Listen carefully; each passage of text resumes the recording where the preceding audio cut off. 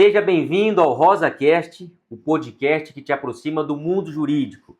Hoje eu tenho a alegria de receber aqui para o bate-papo um amigo querido, Edgar Marcon, que foi policial federal, primeiro como agente, depois como delegado, durante 31 anos, e é colega advogado desde 2018.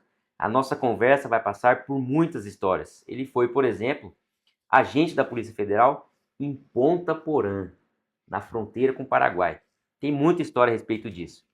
E é casado com uma querida amiga, a Thelma Marcon, que já veio aqui no podcast, e aliás foi ela que me deu a oportunidade de ter essa amizade maravilhosa. É um casal muito querido, muito generoso e muito carinhoso. Já me recebeu na casa deles, com minha família, e se Deus quiser, e eles já vieram aqui também, né? Já fiz churrasco para eles, e se Deus quiser, nós temos muito pela frente. Edgar, seja bem-vindo. Obrigado, Lucas. É um prazer participar dessa conversa contigo. Você que despontou aí com uma grande liderança, uma nova liderança no meio dos advogados. Então, eu fiquei muito satisfeito quando você, e orgulhoso, quando você me convidou para participar desse bate-papo, que eu acredito que vai ser muito gostoso, porque, como você mesmo disse, a gente tem muita história aí no lombo aí, de 31 anos na polícia, essencialmente aqui no estado de Mato Grosso do Sul. Que legal. Bem, e o que você disse a respeito de mim é fruto da amizade mesmo, né? Eu só Sem posso dúvida. agradecer, mas tem viés de amigo. Tem, claro, claro. Edgar, desde a época da minha faculdade, eu sei quem você é, sem lhe conhecer. Assim como eu disse já para alguns amigos que passaram aqui, seu nome precede você. Eu comecei a faculdade em 2005, terminei em 2009. Em 2005, não me lembro se era exatamente nessa época, um pouco mais, eu ouvia já que o superintendente da Polícia Federal, ou para o homem comum, homem médio, o chefe da Polícia Federal em Mato Grosso do Sul é Edgar Marcon. Esse nome era sempre presente, e até na época havia muitas operações. Eu lembro que na época tinha muita coisa, operações da Polícia Federal, mas de crimes que eram crimes que ocorreram dentro da cidade mesmo, ou investigações a respeito de supostos crimes que aconteciam na cidade. Tinha caça-níquel, tinha esse tipo de coisa assim. Então a Polícia Federal estava muito presente assim, naquela época, não como é hoje também no cenário nacional, mas muito presente em Campo Grande, em Mato Grosso do Sul, nessas operações que, por mais que às vezes não envolvam tanta violência, vamos dizer assim, mas são de atribuição federal. E depois eu tive essa oportunidade de conhecê-lo, e hoje nós queremos saber, você é de Mato Grosso do Sul? Por que você veio para cá? Qual que é a sua história? Sua família é daqui? Como começou tudo? Não, eu sou gaúcho. Eu nasci numa cidade pequena no Rio Grande do Sul chamada São Valentim. Mas eu digo que nasci e sou de Erechim, porque, como diz a Thelma, pô, você tem vergonha de São Valentim? Não, eu tenho o maior amor por São Valentim, a cidade. Mas Erechim é uma cidade um pouco mais conhecida. Então eu sou sulista, nasci em Erechim, mas vim aqui para o estado com 22, 23 anos. E que história que é essa? Por que você veio para cá? Então, por que eu escolhi a Polícia Federal? Ou a Polícia Federal me escolheu? Eu acredito piamente que isso faz parte da minha formação, da essência que eu recebi desde tenros anos, né, uma tenra idade. Eu tive a minha formação nas igrejas, estudei o primeiro grau em colégio das Freiras, lá em Erechim, segundo grau em colégio marista, mas o que formou mesmo o meu espírito, que formou a minha essência, foi o escotismo, o grupo escoteiro, onde eu, um jovem de 2010 a 2018, né, eu estava no grupo escoteiro. Uma coisa que me trouxe muita princípios, né, de lealdade, princípios de amizade, princípios de legalidade e princípios de fialdade. fidelidade, né? Então, essas coisas foi essas coisas que formaram o meu caráter me direcionaram para a polícia. Eu servi. Meu grande objetivo, quando eu era mais jovem, era ser militar.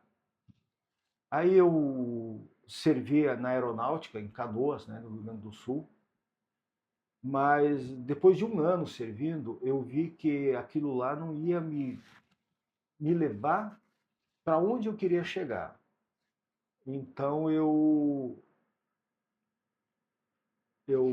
estava, quando eu saí do quartel, eu retornei para Erechim, fiquei um tempo lá, depois eu fui a Porto Alegre, eu estava num rumo da minha vida assim, sem saber muito o que fazer, e foi nesse momento que como eu tinha um primo que estava nos Estados Unidos, eu pensei comigo, não, vou para os Estados Unidos. Quando eu fui na sede da Polícia Federal, na Superintendência da Polícia Federal lá em Porto Alegre, eu me deparei com um edital de concurso para a Polícia Federal. Você foi lá provavelmente para tirar documento, alguma coisa assim. Eu fui na Polícia Federal porque eu queria tirar um passaporte para ir para os Estados Unidos, né? Para fazer minha vida nos Estados Unidos, para ir para lá.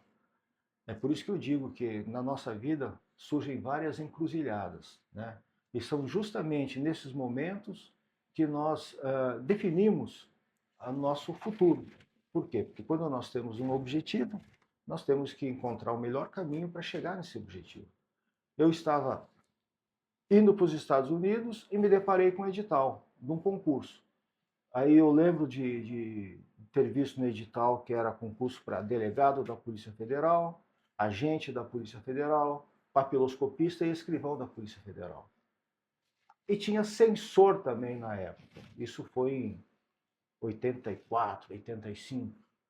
Aí eu era do interior, São Valentim, eu não sabia nem o que era a Polícia Federal. Eu não sabia o que a Polícia Federal fazia. Para mim existia a Polícia Civil e a Polícia Militar. Não sabia o que a Polícia Federal fazia. Aí eu olhando no edital lá os requisitos, tinha delegado. Aí eu olhei o requisito para ser delegado, tinha que ter curso superior. Esse eu já risquei, porque não tinha curso superior. Tinha lá agente da Polícia Federal. Primeira coisa que eu vi foi necessário ter carteira de habilitação. Disse, opa, aí eu já me enquadro, porque eu adoro dirigir, tenho carteira desde os 18 anos. Era motorista na aeronáutica, no quartel.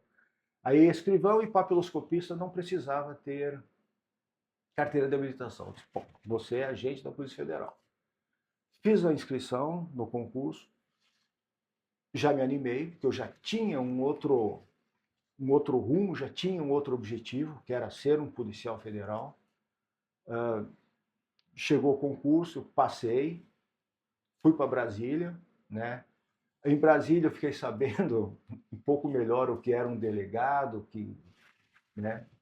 Mas antes disso, entre o concurso e o curso e a aprovação, eu já disse, não, eu preciso fazer alguma coisa na área jurídica, né?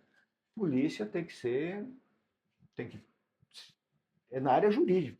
Foi aí que eu fiz o vestibular também na Unicinos, em São Leopoldo, para Direito, e comecei a cursar Direito, lá em São Leopoldo, né, no Rio Grande do Sul. Já na faculdade também, além da academia, na faculdade eu tomei mais gosto pelo direito, né? Aí que eu entendi o porquê que o delegado tinha que ter direito, né? E, e quando eu fui para academia, eu tranquei a faculdade, né, em São Leopoldo. Fiquei 6 meses em Brasília, fazendo o curso de agente da Polícia Federal.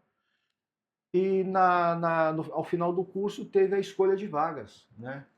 E uma das opções que me foram apresentadas foi o Mato Grosso do Sul, que para nós lá no Rio Grande do Sul naquela época, o Mato Grosso do Sul era uma terra distante, uma terra que só tinha mato aqui, né? E eu disse, não, vou para o Mato Grosso do Sul. E para minha surpresa tinha lá na fronteira com com o Paraguai. Eu disse, meu Deus do céu, Ponta Porã. Nunca tinha ouvido falar em Ponta Porã.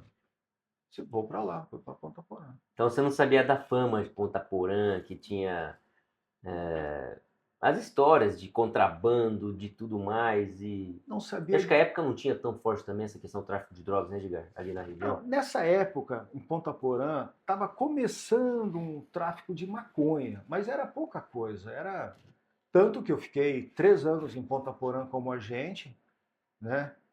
E, e foram poucas apreensões de cocaína, mas era maconha.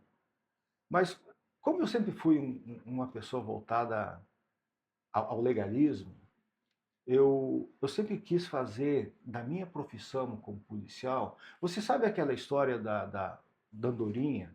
Da andorinha que com o bico pega a água e tenta apagar um incêndio numa floresta. Aí diz, eu estou fazendo a minha parte. Eu não queria fazer a minha parte, eu queria fazer tudo, né? Eu sempre fui muito obcecado pela legalidade, muito obcecado pelas leis, muito obcecado em cumprir as minhas obrigações para a pátria. Então, eu via aquela questão do tráfico de maconha, aquela questão do contrabando, principalmente na época era forte o contrabando de uísque, armas, café, soja. Eu achava que eu ia acabar com aquilo tudo. Eu achava que eu Você ia dar sozinho, solução. que eu ia dar solução, que eu ia acabar, porque aquilo estava prejudicando o país, porque não sei o quê. Eu trabalhava quase que 24 horas por dia. Isso me custou um pouco caro na minha vida pessoal. Por quê? Porque eu tive um carro incendiado lá. Bah, como é? É, um carro particular meu foi Você incendiado. sofreu um atentado. Meu carro pegou fogo, eu acordei de madrugada, me ligaram avisando que o meu carro estava pegando fogo. Quando eu fui lá ver, tinham despejado combustível pela entrada de ar, colocado um tambor com combustível embaixo do motor, no tanque, e graças a Deus não explodiu, né? E comecei a receber diversas mensagens, né? Tipo, para com esse tipo de ação, não faz isso, não faz aquilo, foi só foi só um aviso, próxima vez você que Meu vai Deus do morrer. céu. É. Aí, Que ano era isso, Edgar? isso foi em 88 para 89. Eu Tava tomei nascendo. posse em 87. Aí eu fiquei de 87 a 89 lá em Ponta Porã, mas como eu tinha todas essas ameaças, o superintendente na época, o saudoso Roberto Alves, né, me ligou para lá e disse que eu tinha que me apresentar urgentemente aqui em Campo Grande, né, porque eles haviam recebido também informação através do nosso serviço de inteligência de que minha vida estaria em risco lá. Na época, você não, como você disse, não tinha nascido, a ação da Polícia Federal contra o contrabando era muito alta. Tanto que teve um fato que foi bastante especulado nacionalmente, foi que o superintendente meio que mandou abrir valetas em toda a fronteira da circunscrição aí de Ponta Porã, da fronteira do Brasil com o Paraguai, para evitar que os caminhões ultrapassassem. E nós participamos, então, dessa abertura, dessas valetas, mas nós abríamos de dia e tampavam à noite, né? E Então esse era, superintendente era do seu time, ele queria resolver sim, também. sim, era enxugar gelo, né? Então eu trabalhava bastante naquela época Qual que era o lá. efetivo lá na época? Você se lembra Nós disso, não? éramos em pouco mais de 40 policiais, mas tinha uma outra situação.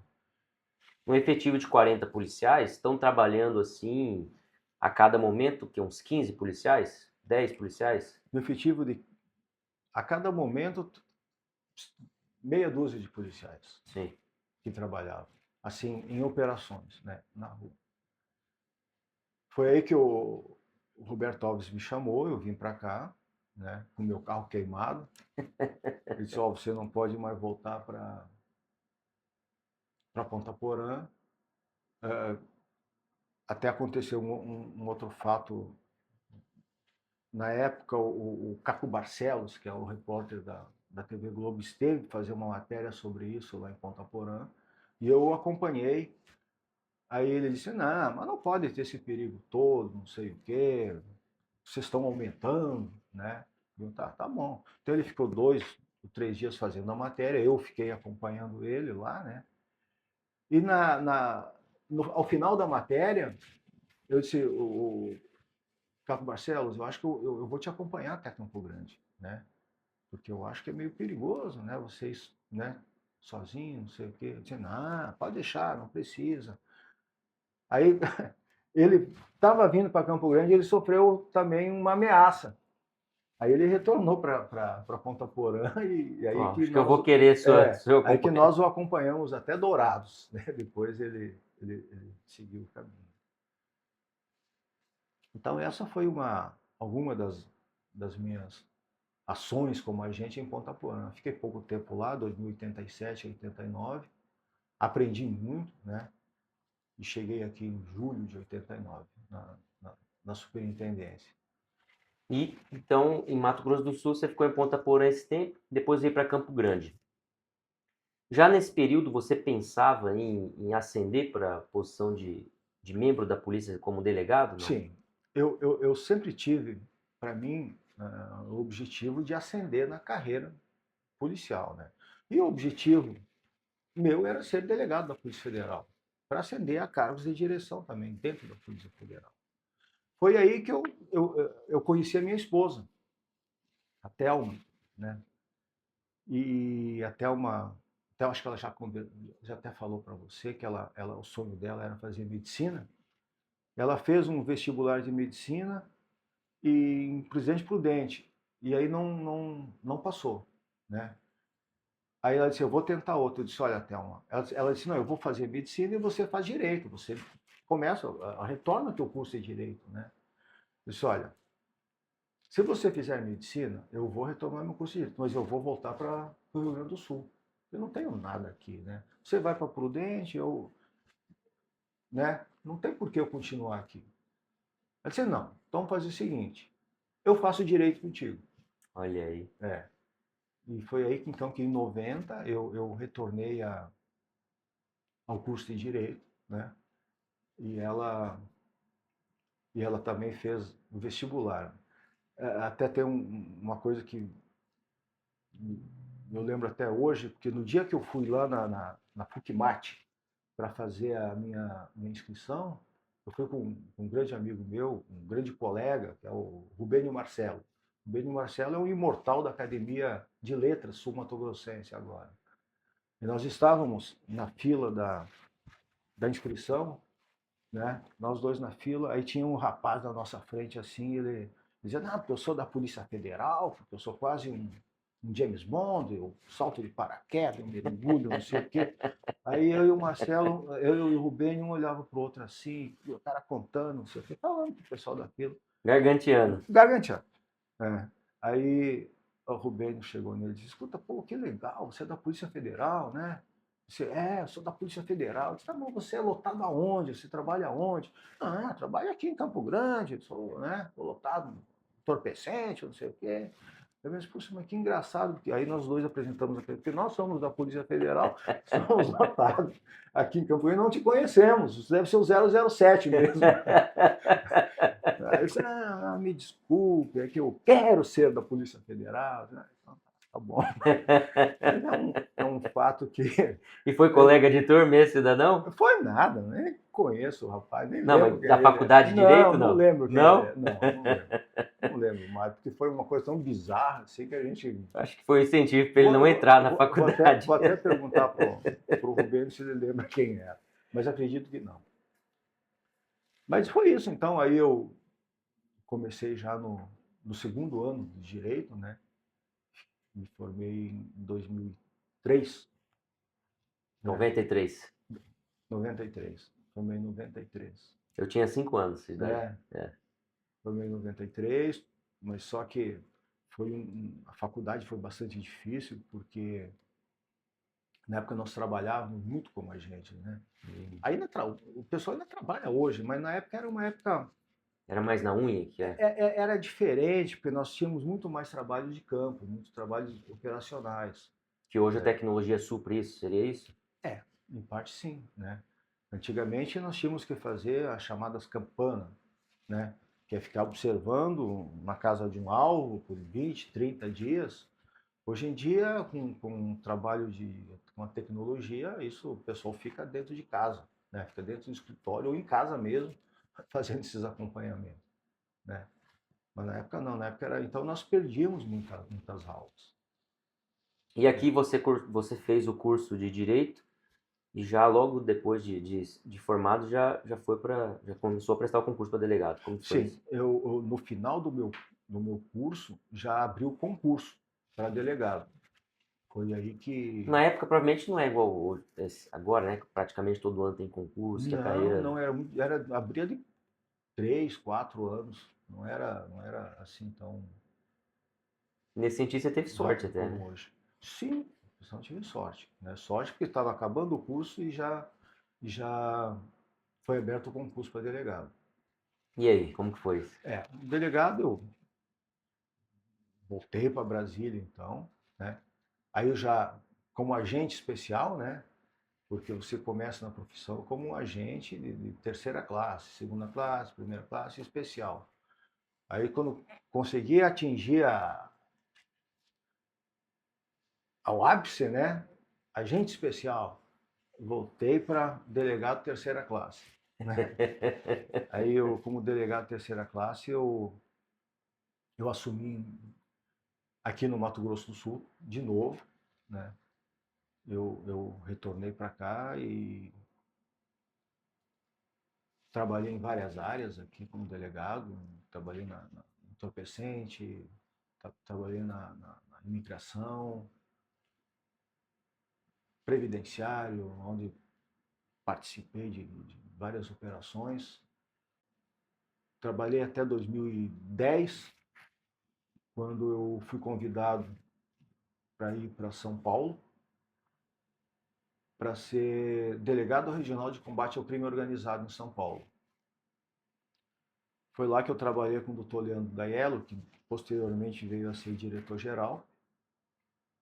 Então, quando acabou a minha missão lá em São Paulo, o Dr. Daiello foi alçado ao cargo de diretor-geral da Polícia Federal. Ele me convidou para assumir a superintendência aqui no Mato Grosso do Sul. Então, eu assumi a superintendência de 2011 a 2015. Fiquei 4 anos aqui como superintendente. Aí chegou uma época, né, ao final de 2015, o Leandro disse: olha, estão aparecendo existem várias opções. Você está muito tempo aí, tchê, né? Você está muito tempo aí. Conterrâneo? Conterrâneo de Porto Alegre. Você está muito tempo aí, tem que escolher, porque geralmente um superintendente fica 1 ano, 2 anos, máximo 3 anos. Eu já estava há 4 anos. Ele disse: olha, abriram possibilidades de ir para o exterior, né? Abriu Londres e abriu a Itália para a distância, e tem aqui na América do Sul também, né? Isso ele me ligou e me falou isso. O que você acha? Eu disse: vou pensar, vou pensar, vou pensar. Aí eu conversei com a Thelma disse: olha, eu tenho meu escritório, eu não posso largar o escritório agora para ir contigo, para viajar.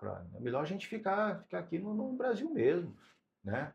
Fica aqui em Campo Grande. Né? Eu disse: não sei, eu vou pensar. Aí eu lembrei que tinha o Paraguai. Eu disse: sabe de uma coisa? Eu vou para o Paraguai. Aí eu fui para Brasília, né?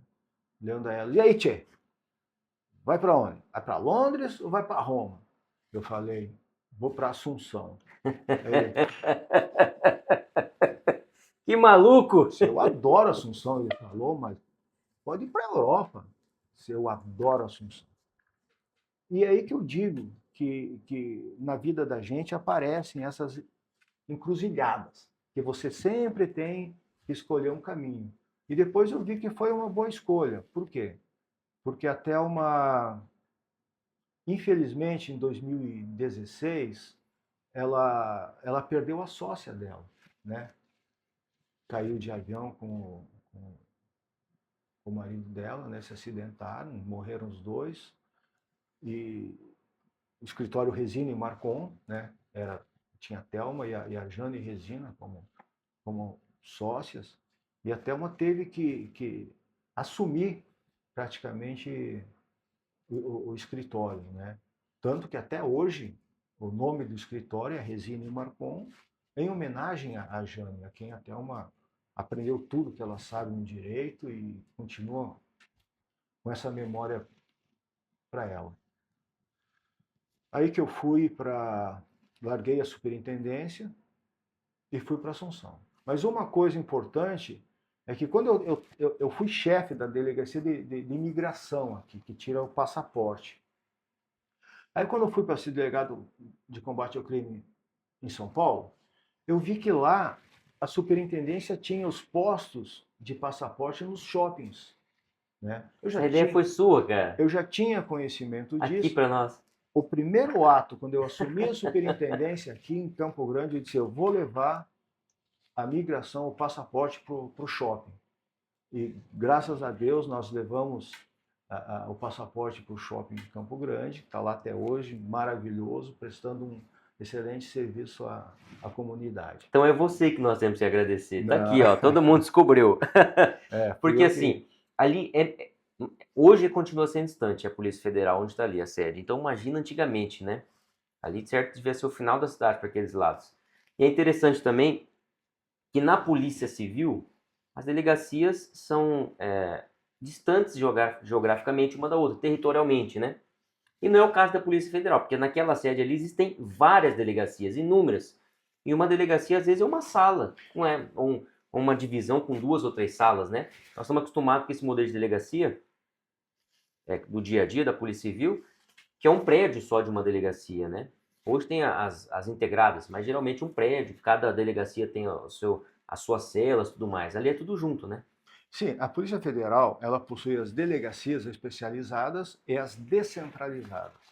Então, nós temos aqui na superintendência, em todas as superintendências nos estados, as especializadas, né? Delegacia de repressão entorpecente, delegacia previdenciária, fazendária, e por aí vai.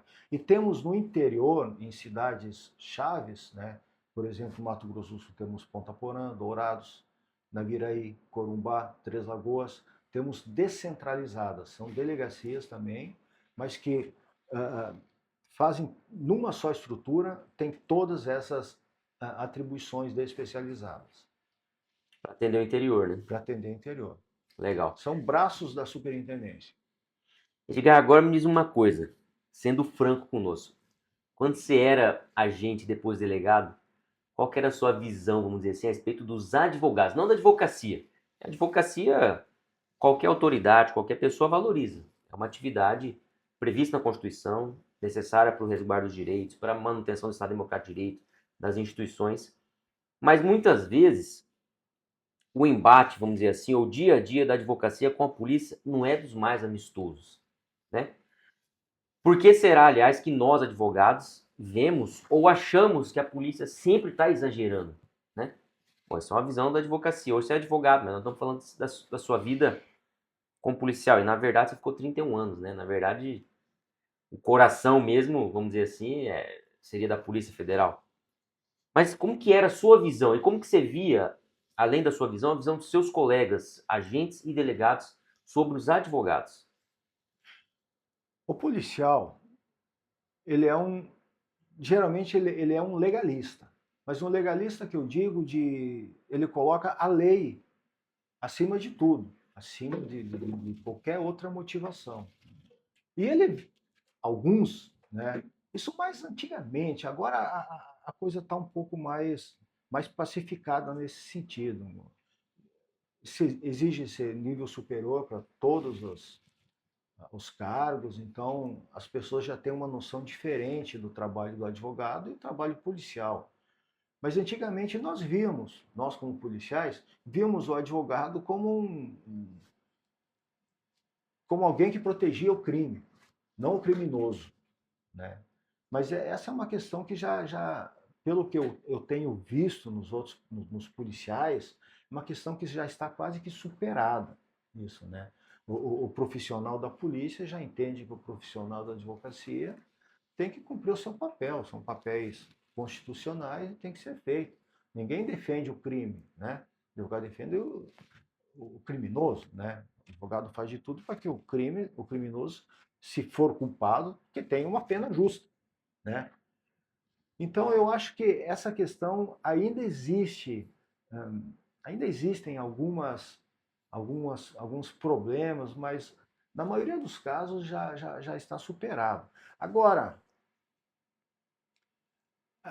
existem delegacias, o servidor público às vezes peca também, porque todo policial se sente uma pessoa que tem que prender o criminoso e quer que o criminoso pague pelo crime que cometeu, né? Então o que vale muito nessa relação é justamente a essência, né? Tanto do policial quanto do advogado.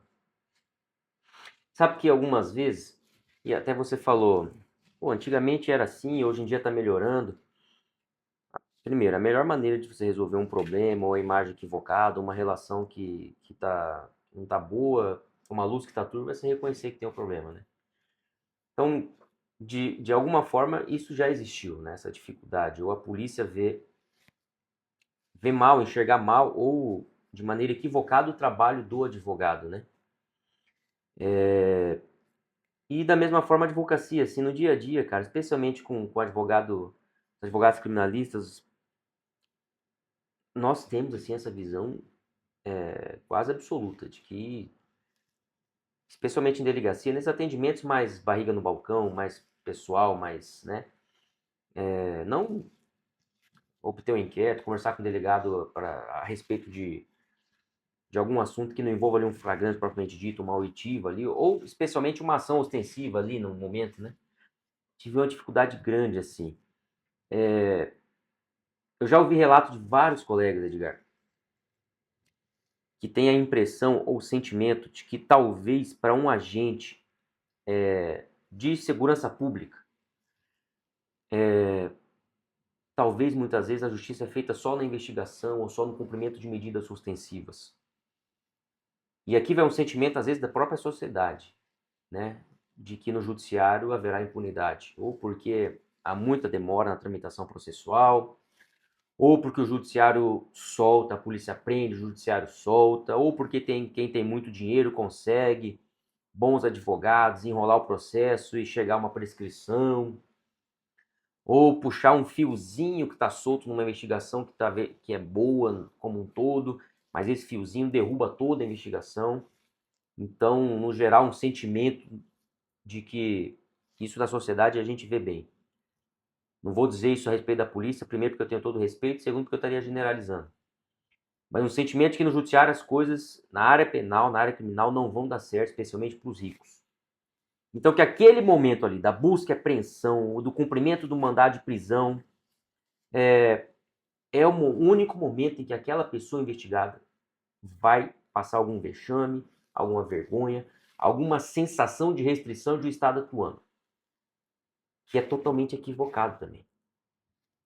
Mas, assim, eu já ouvi vários relatos, né, do cumprimento de medidas até recentes, que levam a quem está envolvido, especialmente na defesa, a ter essa visão.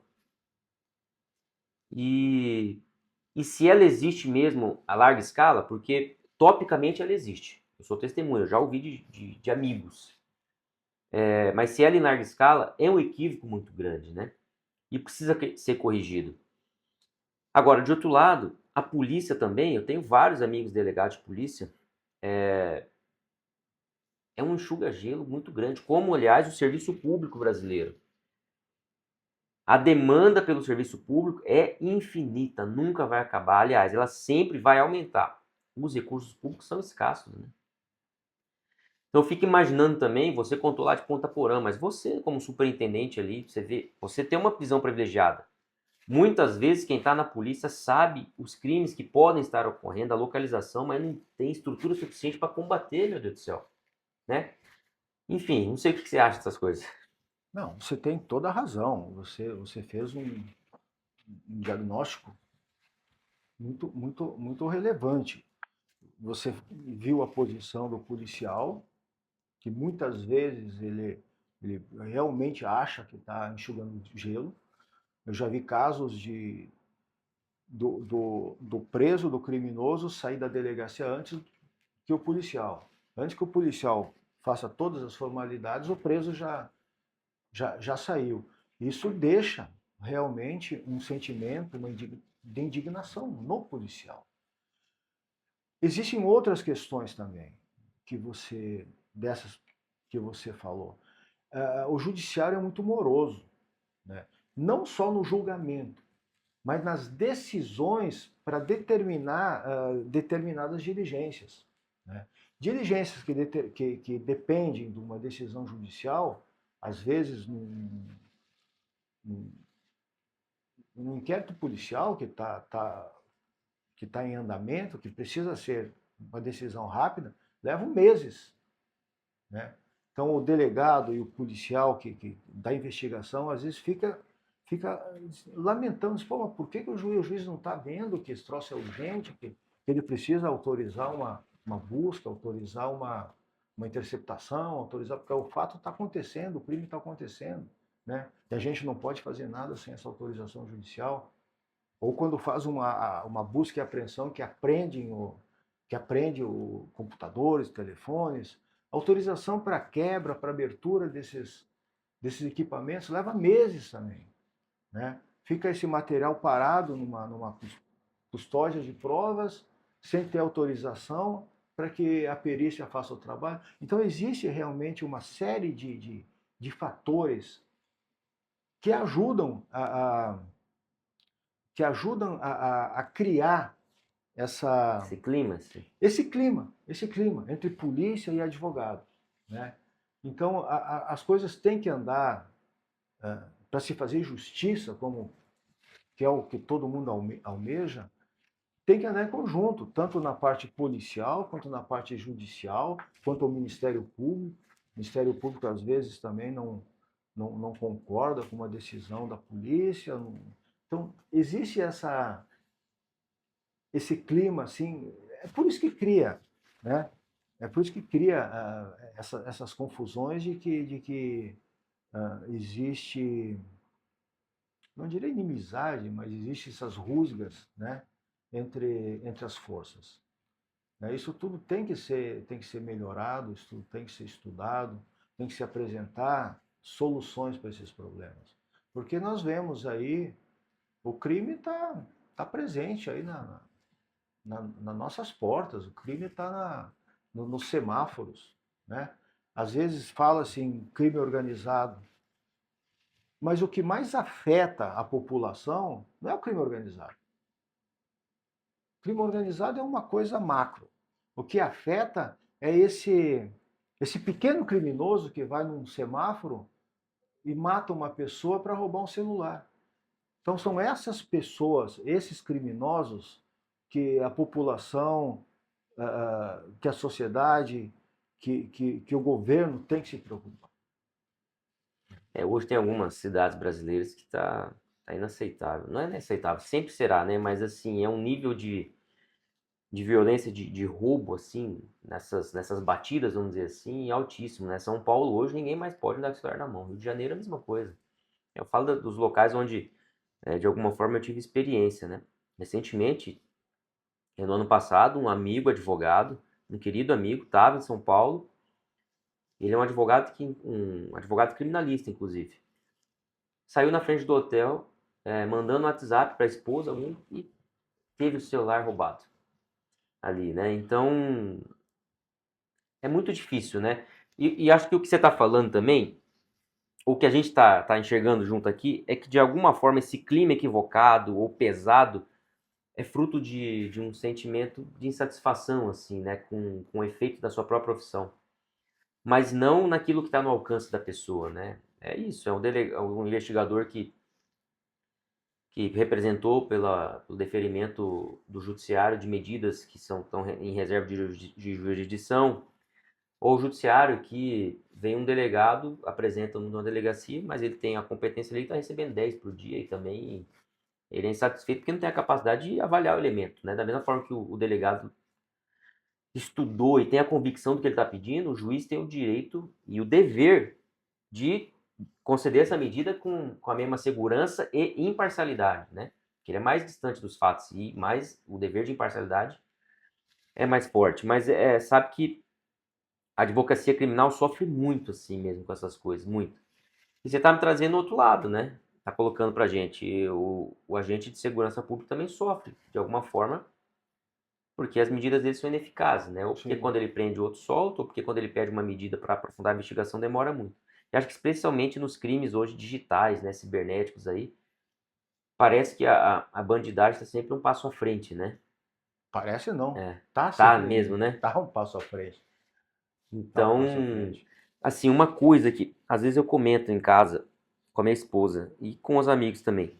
A impressão que eu tenho às vezes, Edgar, é que se a sociedade, se nós, do lado de cá, vamos dizer assim, que não estamos na segurança pública, tivéssemos a consciência, como os policiais têm, como as autoridades têm, do quão incrustado está o crime organizado, até inclusive nesses crimes menores, vamos dizer assim, do dia a dia, o quanto isso está enraizado, já está no comando do crime organizado, como ele está infiltrado nas relações de poder, nas relações até religiosas, eu acho que haveria um hecatombe, assim, a sociedade ia se revoltar com os exercentes de poder, com os mandatários, com os políticos, de uma maneira muito forte, porque a sensação que dá é que é um negócio que está aumentando assim, ninguém está mostrando pra gente, ninguém está contando pra gente. O crime organizado possui uma mão de obra muito barata, né? Qualquer viciado, qualquer assaltante, pequeno assaltante, hoje em dia, ele quer dizer que é do PCC, do Comando Vermelho, ele quer. E é uma mão de obra barata. Eu falava quando eu estava em Assunção Comandino, que existiam, surgiam lideranças, todo dia surgia uma nova liderança do PCC naquela região de Ponta Porã, Pedroão Cavaleiro. Por quê? Porque essas lideranças são pessoas que alçam, né, ao poder dentro da organização pela sua crueldade. Mas são pessoas que cometem crimes bárbaros e são descartadas também. Como surgem, são descartadas facilmente. Né? Há pouco tempo para cá que estão vindo lideranças do PCC aqui para a fronteira, pessoas com um pouco mais de conhecimento, um pouco mais de Até de inteligência idade, vamos dizer assim. também, até de idade. Né? São pessoas que são do comando, mas devido a uma ação forte, principalmente em São Paulo, né, das forças policiais, do GAECO, né, do Ministério Público, eles não encontram mais tanta liberdade para agir nos grandes centros e estão fugindo aqui para a fronteira e estão sendo apanhados, né? Estão sendo apanhados. E a região fronteiriça, de alguma forma, é mais confortável, assim, para quem está tentando se furtar mesmo da aplicação da lei, né? Porque ainda mais a fronteira do Brasil, né? Que são países com uma estrutura muito menor, a capacidade investigativa e policial muito menor, né? Mas, assim, é um assunto que preocupa, né? A gente não sabe o que está acontecendo, vamos dizer. Um exemplo, já ouviu falar no Fernandinho Beiramar, por exemplo, né?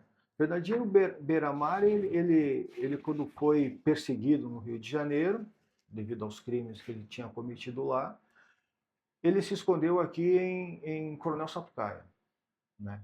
Capitambado também. Capitão Bado, né? Principalmente Capitão Bado. Então, o que aconteceu? Lá ele teve o apoio de uma família, né? Uma família que era grande plantadora de maconha, teve o apoio deles. Isso para você ver como é que a cabeça do criminoso age. né? Tanto do PCC como do Comando Vermelho. Então ele recebeu toda a guarida dessa família, né, que plantava muita maconha na região.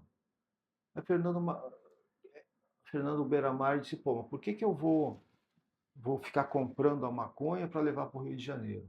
Vou logo eu plantar e levar para o Rio de Janeiro.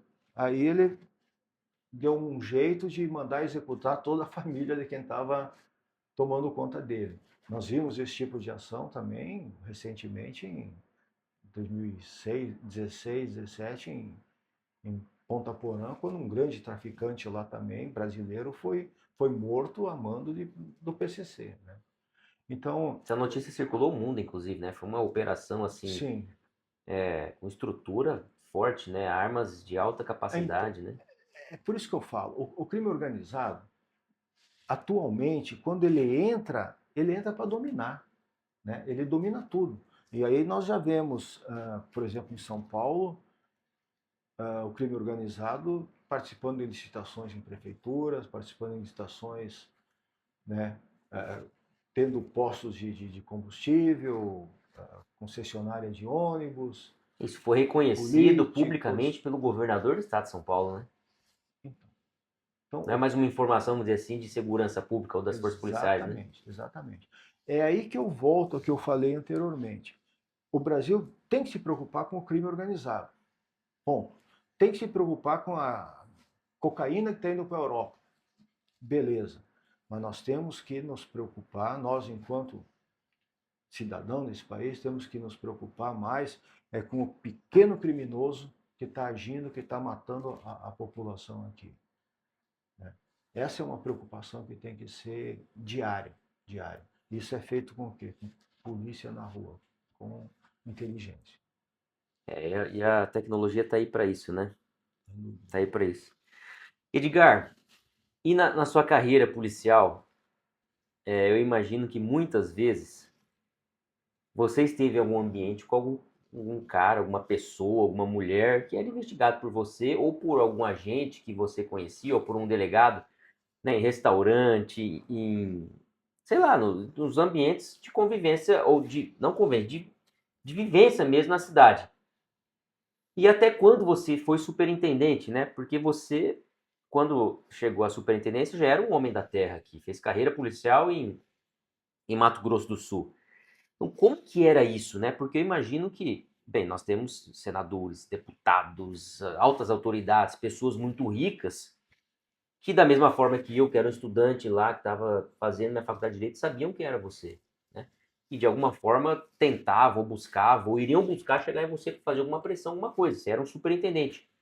Eu sei que a sua atividade é mais administrativa, um dia você me explicou isso, você vai poder falar aqui agora, como superintendente, mais ou menos como se não exercesse atividade fim de investigação e tudo mais, mas é óbvio que você é a pessoa de maior hierarquia e representatividade na polícia. Todo mundo que é da porta para fora da polícia imagina que a pessoa certa, vamos dizer assim, para chegar num delegado ou para tentar eventualmente ter uma conversa inapropriada, uma medida inapropriada, vai imaginar que é o superintendente que manda, que comanda. Então, como que foi isso na sua cabeça? É óbvio que antes de você ser nomeado, você imaginou que isso poderia acontecer ou que poderia dar algum tipo de burburinho. Como que foi isso? Bom, pelo que você falou, eu estava uma época já como delegado no shopping, né, com a minha esposa, quando uma pessoa veio me cumprimentar, ei, doutor Marcon, tudo bem, não sei o quê, pô, rapaz, tá tudo bem, mas te conheço da onde, né? Ah, você me prendeu, né? Isso fui preso lá naquele... Então, isso são coisas que acontecem com todo mundo. Como superintendente, o superintendente realmente ele tem uma função administrativa. Ele é o que sabe de tudo, né? É o que direciona as verbas para tudo, Até para as operações para ostensivas na todas rua. as operações, é o que prioriza as operações, mas ele não se envolve diretamente na operação. Né?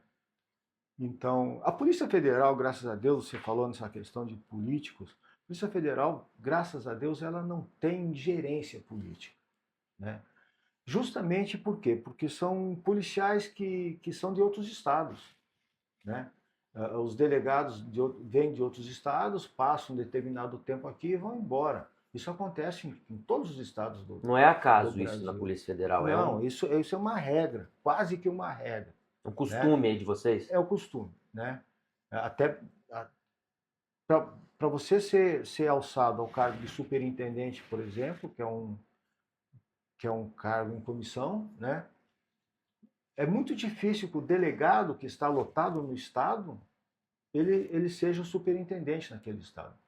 Tanto que no meu caso, eu estava lotado aqui, fui para São Paulo, fiquei 2 anos, quase 3 anos lá, e retornei como superintendente. Dificilmente um delegado da região ele é convidado, né, para ser superintendente. Não é impossível, ocorre, mas é difícil. Né? Justamente para fugir dessas ingerências, desses conhecimentos. Eu tenho e tinha conhecidos que uma hora ou outra caíram em alguma operação da Polícia Federal. Eu perdi amigos, né, por causa disso. É claro que eu não vou citar nomes, né, mas você sabe. Você sabe. Eu perdi amigos por serem investigados e terem respondido a inquérito na Polícia Federal. Coisa que eu, às vezes, nem sabia, né? Nem sabia. É claro que não. Como superintendente, como delegado, como policial, nós sempre procuramos saber com quem estamos andando, né? Mas pode acontecer. Hoje em dia é aquela situação do criminoso eventual, né?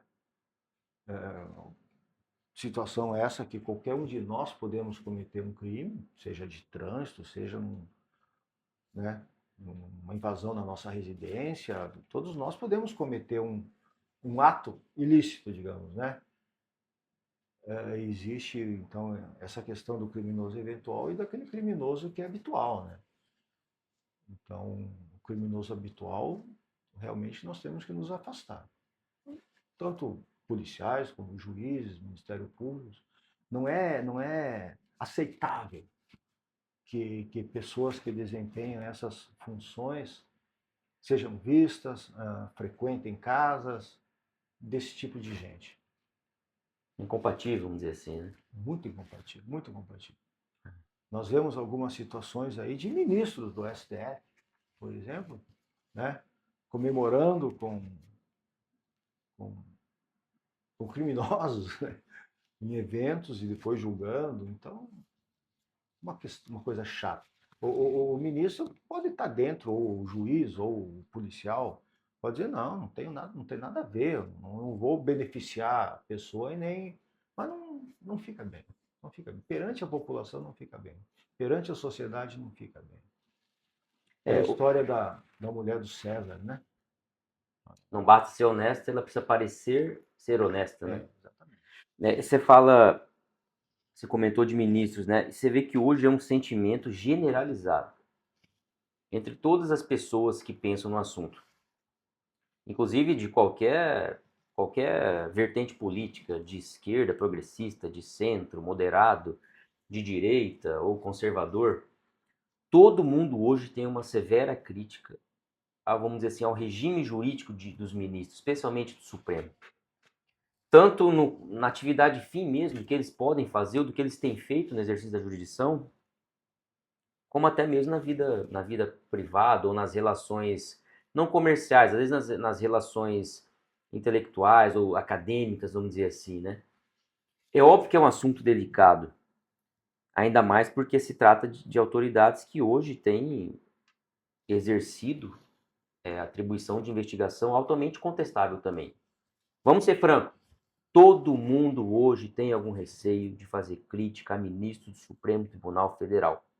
E isso é lamentável. É triste as pessoas terem esse receio. Mas em algum momento a gente vai precisar, a gente vai ter esse encontro.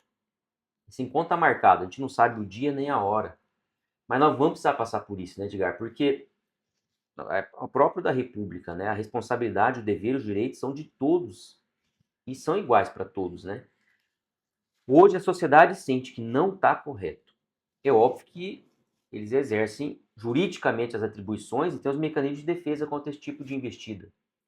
E uma das críticas é essa, como eles estão agindo em muitos casos. Não precisamos falar de casos concretos.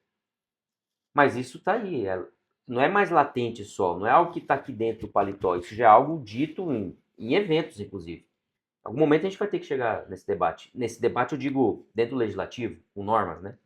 Lucas, um delegado mais antigo que eu, certa vez, comentando esse tipo de coisa, ele me falou o seguinte: olha, o que me causa espanto nessas pessoas é a falta de indignação.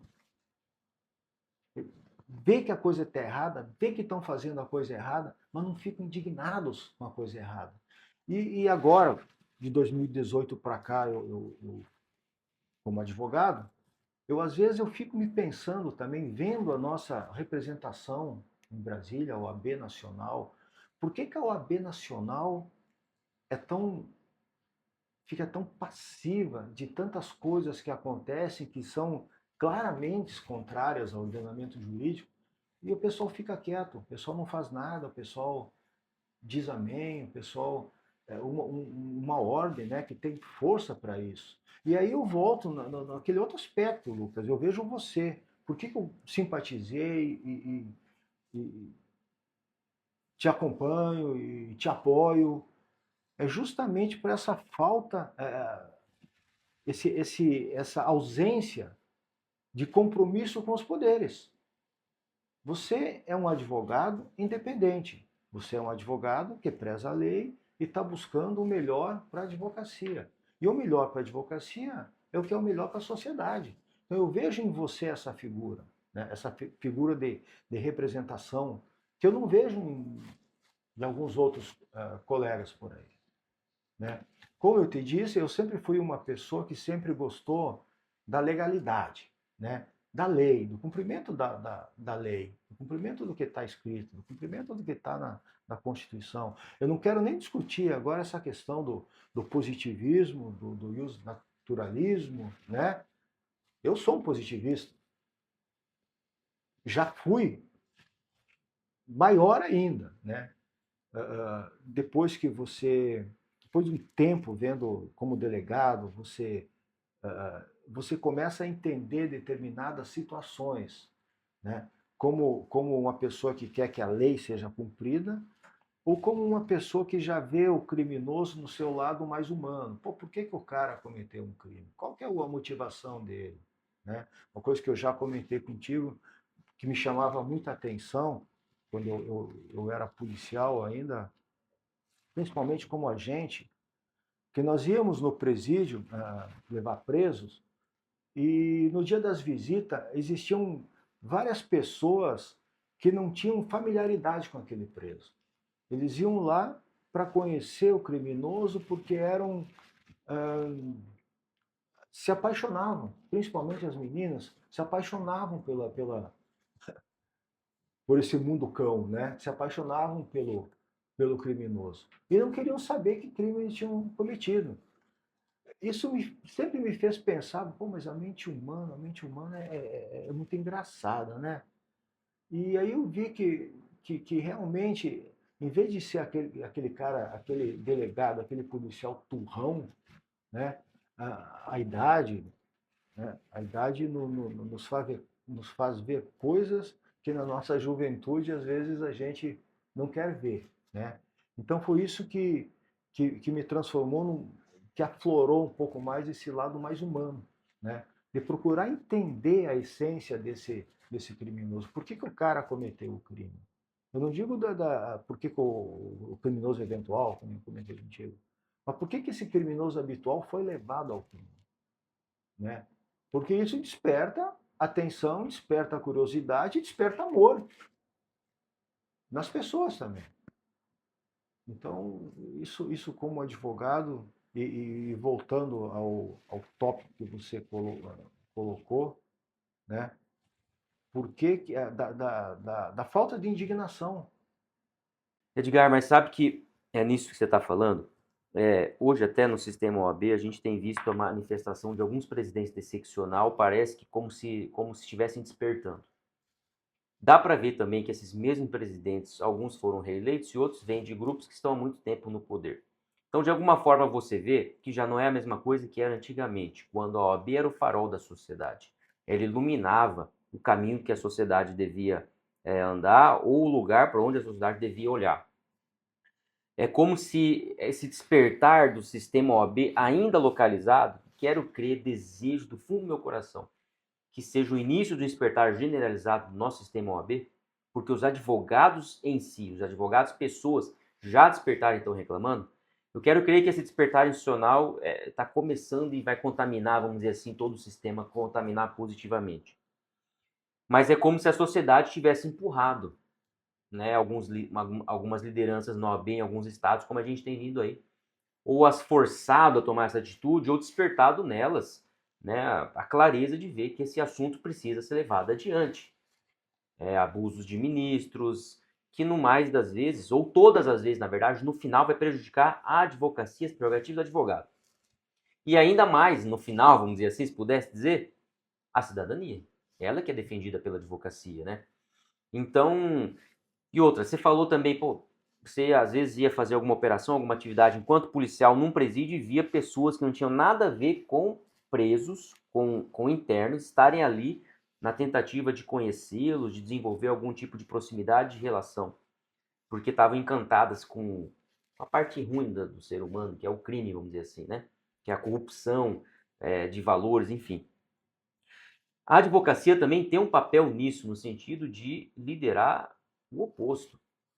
Acho que o conhecimento sempre traz a responsabilidade. Todo aquele que conhece conhecimento, que conhece a verdade, vamos dizer assim, que é o conhecimento técnico a respeito das coisas, do direito, da medicina, da engenharia, da filosofia, tem uma responsabilidade. Se eu tenho conhecimento, eu devo levar adiante. Eu devo viver minha vida de acordo com o conhecimento que eu adquiri e devo levar esse conhecimento para outras pessoas. O advogado, essa é a essência do advogado. Os clientes nos admiram. Os clientes gostam de nos ouvir.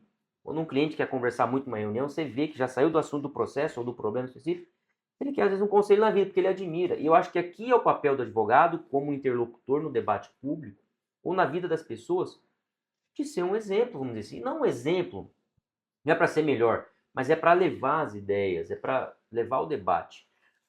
Você acabou fazendo elogio como um amigo mesmo que você é, a respeito do que você está querendo dizer da caminhada que houve, da eleição que houve tempo atrás, e eu acabei... Não é como amigo, é como observador. Obrigado. Que foi o que aconteceu na última eleição. E como é maravilhoso você se entregar, com modéstia à parte eu fiz, porque isso te traz muitas coisas mais do que você merece, que foi as amizades que eu construí. Você e a Thelma são um exemplo. Mas além de vocês, tem um monte de advogado com muito menos experiência que vocês, como eu e vários outros, que estamos entendendo que nós temos que lutar por aquilo que a gente acredita. Que ser advogado não é só ter honorário, não é só prosperar, não é só enriquecer, é de alguma forma exercer um papel relevante na sociedade. Não como opção, mas como um dever moral. E para isso, você precisa estar presente na vida das pessoas, precisa ligar, precisa visitar. Sem dúvida. Muitas vezes é uma encheção de saco, é óbvio. Claro. Mas também, guardadas em proporções, é assim no nosso matrimônio, é assim na nossa amizade, é assim na nossa relação de paternidade, de maternidade, na relação profissional. A vida é assim, meu Deus do céu. Muitas vezes a gente faz aquilo que a gente não gosta, mas precisa ser feito. Você e a Thelma tinham a oportunidade de morar em Londres, de morar em Roma. Todo mundo quer isso. Você ia receber em euros seu salário. Você optou por ir para Assunção. Não é porque você gostava de Assunção, não. É porque você atendeu um pedido. Inicialmente era um pedido da sua esposa, mas depois era uma necessidade da sua família. Exatamente. A Thelma, quando veio aqui, mostrou que, da mesma forma, a vida dela profissional foi baseada nesse tipo de decisão também. Né? Quer dizer, ela cedia alguma coisa, você cedia em outra, e é assim que a vida segue. Cada um, se fizer o que quer, tudo vai dar errado. Eu acho que é mais ou menos para isso que a advocacia, enquanto instituição, devia estar olhando. Óbvio que muitas vezes ter um entrever ou reclamar de alguma coisa vai me desgastar com o poder público, com o staff. Mas, cara, é um ônus da minha posição. E a vida é assim também. Como pai, eu vou desagradar meu filho. Como marido, às vezes eu vou desagradar minha esposa numa decisão que eu tenho que tomar. Você tomou várias na sua vida. você desagradou seus subalternos, ou as pessoas, seus colegas delegados, quando você era administrador, enfim. Quando a gente se furta a esses momentos de incômodo, de tensão, é aí que está o problema, porque aí, aparentemente, eu tenho uma sensação, um alívio, mas o que devia ser feito não foi feito. Isso vai causar um efeito negativo, né? Bem, eu acho que de alguma forma é isso hoje que está acontecendo em várias lideranças nacionais, na política, nas entidades de classe. As pessoas não fazem o que precisa ser feito e querem evitar o embate, um clima ruim. Edgar, eu errei muito na campanha. Acertei muito, mas errei muito também. Desagradei algumas pessoas. Todas aquelas que eu tenho oportunidade, eu vou e peço desculpa e peço de coração. Porque ninguém quer permanecer errado. Agora, eu não pequei pela omissão. E eu tenho certeza que todos aqueles que me recebem, vão me receber, ou os meus amigos, vão ter a capacidade, vão buscar ter a alteridade assim, de entender que em alguns momentos de decisão, em alguns momentos de caminhada, a pressão te leva a agir bem ou mal. Com várias pessoas. No dia da eleição do OAB, conversei rapidamente ali, enquanto você cumprimenta os eleitores e tudo mais, um advogado muito respeitado no Estado, muito conhecido, advoga há mais de 40 anos. Todo mundo conhece ele. E ele chegou em mim de maneira que ele achava correta, fazendo queixas, reclamando e me apertando. Uma pessoa com quem eu tenho parceria na advocacia. Advogamos em comum para cliente. Mas que politicamente é de um grupo totalmente oposto ao meu. E, aliás, ao grupo que nós tínhamos na campanha. E, aliás, é uma liderança. Pessoa importante, inclusive, hoje no sistema nosso. E eu fui sincero quando fui interpelado. Eu falei, me desculpa. Eu fiz o que eu tinha que fazer naquele momento. Eu disse a ele, o senhor tem 40 anos de vida pública, o senhor errou muito, o senhor acertou muito, o senhor fez amizades, o senhor fez inimizades, mas o senhor não se furtou de exercer a responsabilidade do seu tempo. De alguma forma é isso que todo mundo tem que fazer. Você vê que sempre a insatisfação, sempre a crítica, e eu estou falando muito aqui, mas veio do coração, é a respeito de omissão, do que a pessoa não está fazendo, deveria fazer. Porque essa pessoa agiu mal, ela pede desculpa. É só se ela se arrepender de verdade, caramba. E ela vai reconstruir. Eu tento fazer isso, vou continuar tentando. Agora, no modo geral, a gente vê que tem uma omissão generalizada, né? Ao mesmo tempo também, eu sinto, já conversei sobre isso com você, que há uma insatisfação generalizada da sociedade sobre vários assuntos. Mas poucos querem lutar ou exercer um lugar de fala, alguma posição para tentar modificar as coisas. Todo mundo quer cuidar da própria vida. É óbvio que isso não é egoísmo por si só, porque muitos também estão vendo que é muito difícil mudar. E aí eu vou dizer, pô, eu vou cuidar da minha família aqui ou eu vou cuidar de coisa que não é da minha família, coisa que toca aos outros. É muito difícil, né? Mas assim, nessa caminhada, sempre a gente vai encontrar alguém que concorda. E que despretensiosamente vai te dar a mão e vai caminhar com você. Eu tive muitas pessoas mais experientes me dando conselho, me puxando a orelha, me incentivando, né? De alguma forma eu exerço esse papel, eu exerci também com vários colegas advogados mais novos. Se for o que a vida apresentar como exigência para mim, eu vou continuar fazendo, né? Mas de tudo que você vê assim, você precisa ter gente que pensa igual a você. Você precisa ter um colega na trincheira. De alguma forma, vamos voltar para a nossa conversa aqui, que eu falei muito. Na polícia não é a mesma coisa? Você não precisa ter companheiros? Como na vida? O companheirismo na polícia é fundamental, porque você trabalhar em equipe numa empresa é uma coisa, tem que ter o companheirismo. Para você trabalhar em equipe na polícia, tem que ter o companheirismo, tem que ter a lealdade, tem que ter a amizade, tem que ter vários princípios que permeiam o próprio ser humano, né? Por quê? Porque todos aí estão armados, né? Você está num grupo aí de 3, 4, 50, 100, 200 policiais numa operação, está todo mundo armado. Então você tem que ter, todos que estejam aí, tem que estar numa mesma, chama a egrégora, né? A pessoa tem que estar com aqueles mesmos sentimentos de amizade, de companheirismo, né? Porque senão um desacordo que der aí, que a pessoa não tiver com essa questão do companheirismo muito firme, acaba em tragédia, né? Então você tem razão. E você falou uma coisa muito importante aí. E na questão tanto nossa de indivíduos, como a questão do organismo, como a questão da própria ordem, como a questão dos tribunais. Na vida inteira, assim como eu tive 3 ocasiões, que eu posso até falar que eu cheguei em encruzilhadas que direcionaram a minha vida. Mas direcionaram por quê? Porque nós sempre temos que ter claro na ideia aonde nós queremos chegar. Né? Você sempre chega em uma bifurcação em 2 caminhos. Você vai escolher o caminho que vai te levar para aquilo que você quer chegar. Aí você falou da ordem com tantas, por exemplo, com ineficiência em atacar determinados problemas. Então você está vendo que se a ordem está fazendo isso, o caminho que ela tomou está no caminho errado, que não vai levar, né, numa melhor solução, num melhor acolhimento.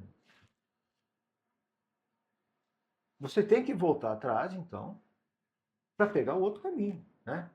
É o que a ordem tem que fazer. Eu acho que como elas várias ações que elas deveriam ter tomado que não tomou, ela tem que fazer um meia-culpa agora e voltar atrás. Assim como nós, como seres humanos, eu vejo na minha vida 3 ocasiões, que eu até comentei aqui contigo, que foram encruzilhadas que me direcionaram a um objetivo. Né? Quando eu falei lá no início que eu estava querendo ir tirar o passaporte via o edital do concurso, eu vi uma chance. Né? Então, é por aqui. Quando eu conheci a minha esposa, eu vi 2 caminhos, ou voltar para o sul ou continuar aqui. Eu digo, não, vou continuar aqui. Aí ela me incentivou a fazer o direito, a continuar na profissão que me fez fazer o concurso de delegado. Né? Quando eu tive a opção de ir para o exterior ou ficar aqui no lugar mais perto de Campo Grande, foi outra opção. Então, às vezes a primeira opção nem sempre é a melhor, mas você tem que ter um objetivo, né? Você tem que ver aonde você quer chegar. Então é isso que você falou. Todos nós temos que ter esse objetivo, ver onde que a gente quer chegar. Se você está começando na advocacia agora, você pegou a carteira da OAB agora, putz, o que você quer da tua vida? Onde é que você quer chegar? Você quer fazer um concurso público? Ótimo. Então vai estudar fazer o concurso público, para passar no concurso público. Tenha esse objetivo. Você quer ser um advogado, quer desempenhar suas atribuições, se esforce para ser o melhor advogado. Estude, né? Faça coisa pro. Temos que ter objetivos nas nossas vidas. E esses objetivos, eles estão no final das estradas, dos caminhos que nós escolhermos. Você mesmo disse que na eleição você cometeu erros, pediu desculpa, pediu perdão. Se você pegou um caminho errado, logo você pegou o caminho certo. E hoje você está no caminho certo. Né? Pelo que quem te observa, quem acompanha a tua luta diária pelo direito, vê que tu está no caminho certo. Tu está dando luz no final dessa estrada. E por isso que tu está de parabéns. Está fazendo uma coisa boa. É o caminho de todos, né? E por isso que a amizade é importante mesmo, né? Você precisa conviver com gente. Eu falo muito sobre isso, é cansativo. Todo o podcast eu falo. Eu sei que cansa, mas eu acredito nisso.